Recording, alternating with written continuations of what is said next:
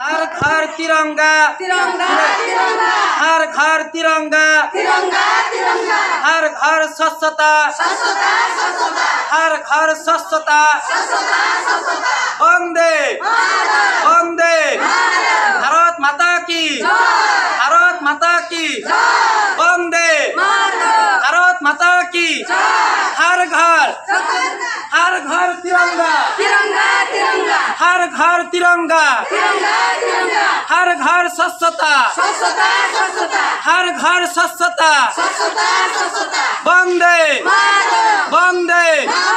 हर घर स्वच्छता स्वच्छता स्वच्छता हर घर तिरंगा तिरंगा तिरंगा हर घर तिरंगा तिरंगा तिरंगा हर घर स्वच्छता स्वच्छता स्वच्छता हर घर स्वच्छता स्वच्छता स्वच्छता वंदे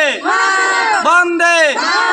भारत माता की भारत माता की हर घर तिरंगा तिरंगा तिरंगा हर घर तिरंगा तिरंगा तिरंगा हर घर स्वच्छता स्वच्छता स्वच्छता हर घर स्वच्छता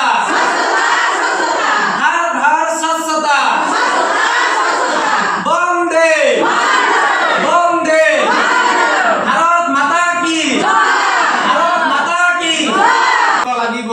পৰিষ্কাৰ পৰিচ্ছন্নতা কি আমি বিভিন্ন বেমাৰৰ পৰা বিভিন্ন বীজাণুৰ পৰা কি পাব পাৰো মুক্ত পাব পাৰো হয়নে নাই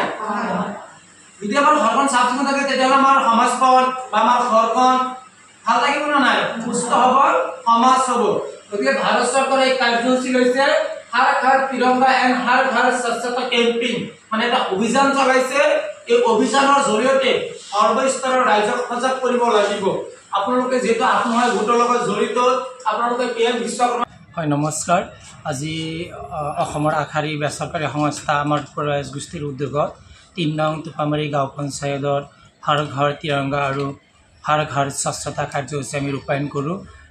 আজি আমাৰ তৃতীয় দিনৰ কাৰ্যসূচী অৰ্থাৎ ভাৰত চৰকাৰৰ এটি আহ্বান আছিল যে ৮ তাৰিখৰ পৰা অহা ১৫ আগষ্টলৈকে হৰ ঘৰ তিৰংগা আৰু হৰ ঘৰ স্বচ্ছতা কাৰ্যসূচী ৰূপায়ণ কৰিব লাগে আৰু এই কাৰ্যসূচীৰ অংশ হিচাপে